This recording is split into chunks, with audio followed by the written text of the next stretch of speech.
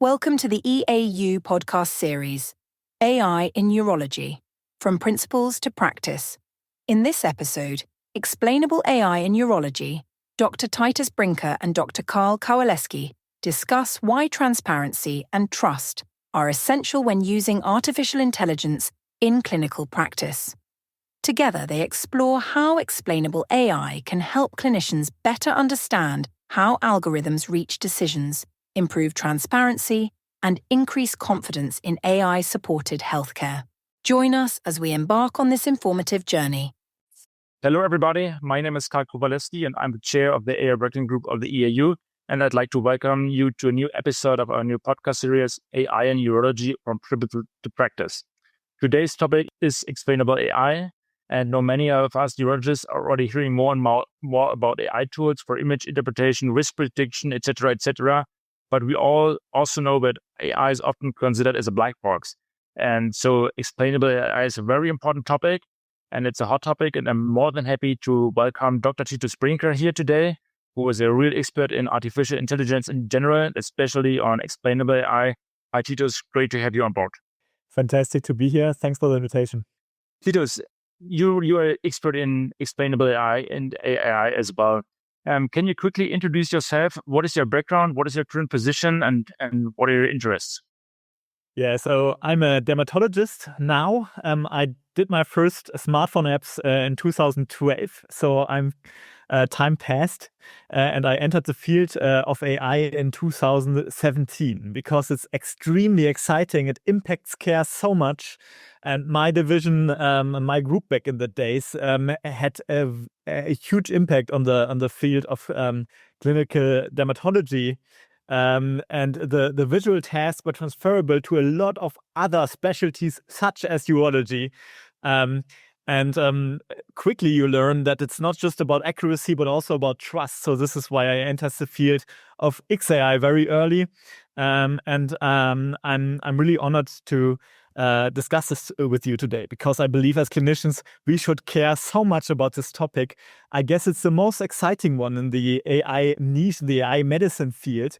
I'm sure we'll have touch some exciting points today. Awesome. And being in the field since 2017 makes you really one of the pioneers. So let's get started. Really in very easy language, plain language, what is explainable AI about? Well, explainable AI is about making the decision understandable for the end user. In our case, it's the clinicians, the urologists. And there are multiple ways you can do that. And I just want the listeners to understand that there are two core methods to distinguish, to take away from this podcast.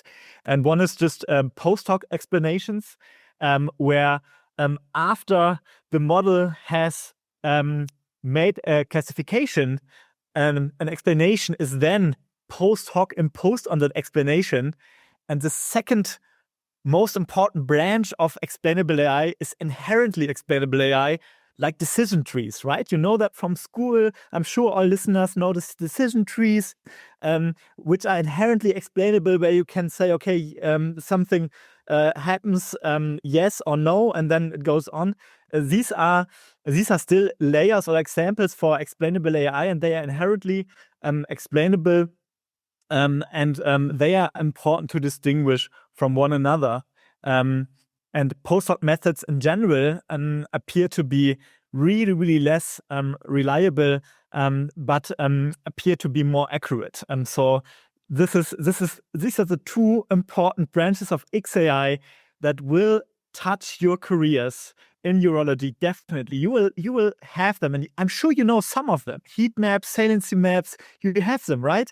You use them. You may have them on image-based devices, where just on an image certain areas are lighted up. That would be a classical post-hoc explanation method. Heat maps, and I'm sure every listener understands decision trees, and inherently within the decision itself imposed methods to explain something. So I want to leave it at that, and I'm sure we'll touch this in more detail in the following discussion. Yes, thank you. That's really helpful already. So as a clinician, I always ask myself, and you already said that, but when we talk about AI, it's about trust. and not only trust from the patients, but also from doctors. So as a doctor, as you're doctor yourself, we do not have a lot of time in our daily clinical work. So do I really need to understand how the model was built to get an impression of explainable AI? Or are there some basic principles what my stand on AI, explainable AI could be? Can you give a help here maybe, and also refer to attention maps, heat maps? That's something, buzzwords I've heard a lot, but I can't really tell what is it about. So you do not need to understand the full model as a clinician. I think this is just a waste of time. We should focus on being good physicians, but it's important to understand the decisions and how reliable they are. I think that is very important. And I think there are some aspects one should know if one bases the decision on AI, or if you have your decision influenced by AI. So you should understand what data the model was trained on, and what information the model is using. Where is it from? Is it actually comparable data to the one you are feeding the model to make a decision? You should understand if the data that was trained was similar to the data you're using for the classification for the patient, and you should understand if the model you are using is really generalizable. So has it been tested on other cohorts? Is there external validation for this model? Has it proven to work in a clinical environment? Is there prospective validation? That you should understand to be a responsible user of AI. Also, confidence is a big topic. So models will give out confidence to you. They'll give out a score usually if they make a decision, and you need to understand if this confidence is really aligned with the likelihood of the correctness. And if you want to go into more detail, if you have these simple aspects understood, you can have a feeling on how reliable the model is. But I think if you have a higher demand for really understanding what's going on, it would make sense that that you can adjust the data acquisition from the model you're using in clinics, for instance, in academic settings. In a study, you can adjust it with sample data from your own clinic to make it more accurate, to retrain or to enhance, to transfer learn the model. That works. That's something that is a concept that you should understand, and you should be able to interpret the model output correctly in terms of that you are able to distinguish the basic methods of XAI that I just laid out. But you also should recognize potential pitfalls, and they can be very simple. A model can be extremely accurate in a lot of settings for the wrong reasons. And this is what XAI is for. Yeah, you want to understand what the reasons are for the accuracy. There are these famous examples, I'm sure you know, Karl. There are these famous examples of Russian tanks that have a background of snow, and then all of a sudden it's a forest, and they are not recognized as tanks anymore, but as cars. And so, for instance, background, these are very early things. Or in dermatology, we had it when there were surgical markings. You are searching yourself, surgical markings on images or on slides for prostate biopsy on slides. They can destroy the whole classification. They can light up. And this is why XAI to me is so important. Decision can, though, be explainable and still be wrong. So XAI doesn't solve everything, but it makes you more able to follow why something is, why a decision is made. And in the end, you are still responsible, right? So that's important to have some basic AI literacy. Great, Titus. I think these are all very, very important points, and also really practical, so we can really use this in daily life. Also, one more very practical question is, as a researcher, we often get to do reviews for different journals, and a lot of papers nowadays include AI. Let it be pathology, let it be radiology, image acquisition, etc., etc. Do you see any red flags you take care of when you review a manuscript, and where you would say, this is something that the methodology is really flawed and I should be really careful here, or something similar that you can give us as a hint? Oh yeah, there are so many things you can do wrong. So there are things like the START checklist, for instance, or different checklists you should use in general in AI reporting that are established in the field. And if you do not use them, other researchers are not able to use or to interpret your results and benchmark them against what's available. So I think this is one of the most flaws I see often as an editor as well in manuscripts where people just do not adhere to standard reporting, and that makes their results completely unusable to the field. And the other things people will still do wrong is not having external cohorts that validate the results, that are truly external, that are not holdout test sets in a clinic setting. So for instance, you collect data in your own clinic and then you hold out maybe 200 cases and you do not use it to train the algorithm, but it's from the same data domain. Then you should really be careful to state that this has any value for the urology in general or urologic decision making in general, because you just proved that in your clinic. And just not being able to have multiple devices or have it tested on multiple devices that took the images for multiple slide scanners, for instance. If you don't do that, your results may be completely invaluable. And I still get manuscripts to date where just people train a model and use the same data to test the model. This is one of the where I almost laugh when I do this, because I can't understand why people still do this. And then they have results of 99.9% accuracy. And again, dear Karl, if you do not have XAI at all, it can be that correct. So if you did everything right, if you have a big hold-on test set in another clinic or even multiple clinics, you have high external validity with multiple devices taken, it can still be accurate for the wrong reason. So you need some basic XAI in there. Just do some heat mapping at least to make your results plausible. So if you just take these two things away for your future AI manuscripts, I'm so proud of you and all listeners.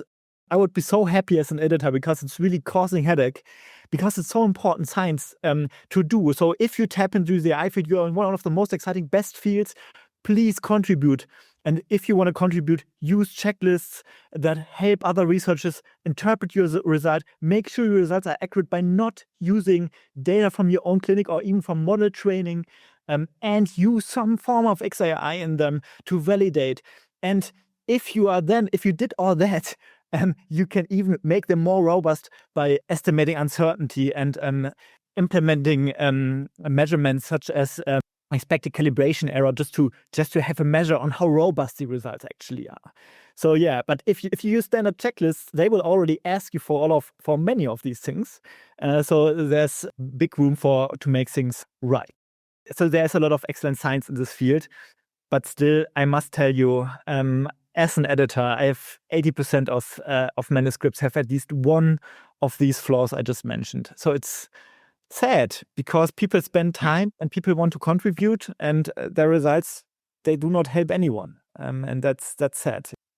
I see. So maybe talking about guidelines and checklists and helpful things, because I think it's really valuable for almost all researchers, but also clinicians.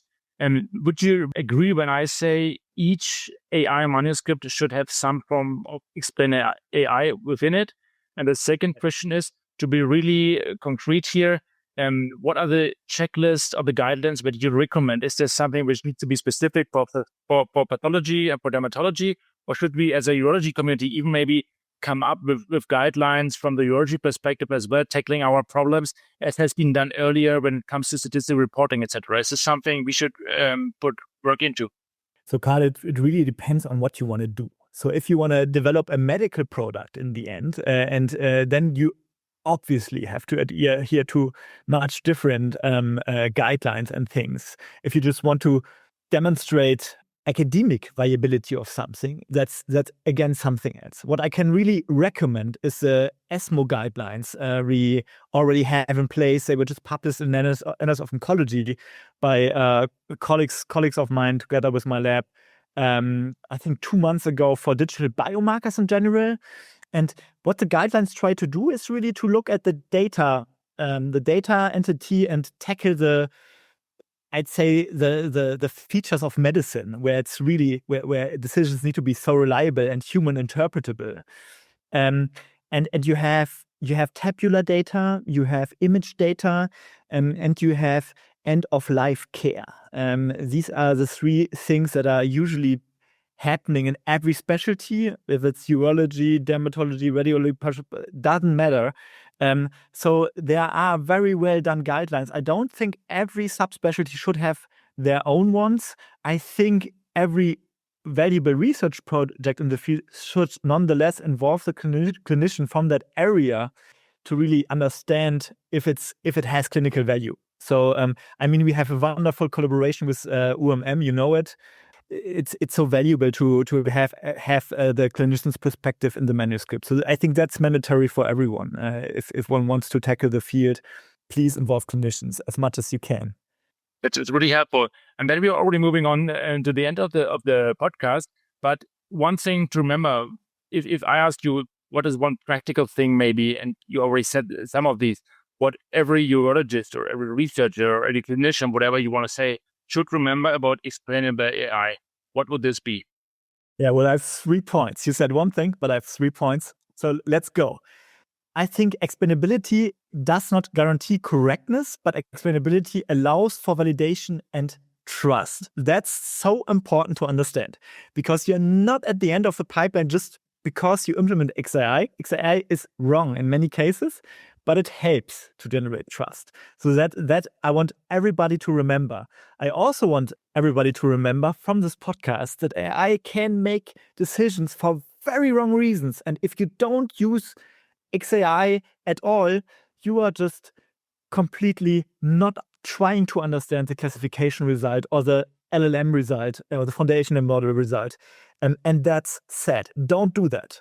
And the third thing I want to stress is that XAI helps you to ensure as a clinician that the model is not just correct, but correct for the right reasons. And they circle around the same thing, making the results reliable for clinical care of patients, where you are the one responsible and want to be sure that the assistance you receive and will increasingly receive over the next years is correct. We should all strive for that, and everybody in this field doing research and wants to contribute should acknowledge this. So it's so important we had this discussion, Karl, and I think we made some really important points clear. And thanks again for having me, despite being from dermatology. It's a lot of fun to work with colleagues from different fields, because the problems, they are methodological. They are not necessarily clinically related. Again, involve clinicians, do that, but understand that the technicalities behind that are really important to have reliable results in the end. Thank you so much for having me. And if there are any questions, everybody listening, feel free to reach out to my lab.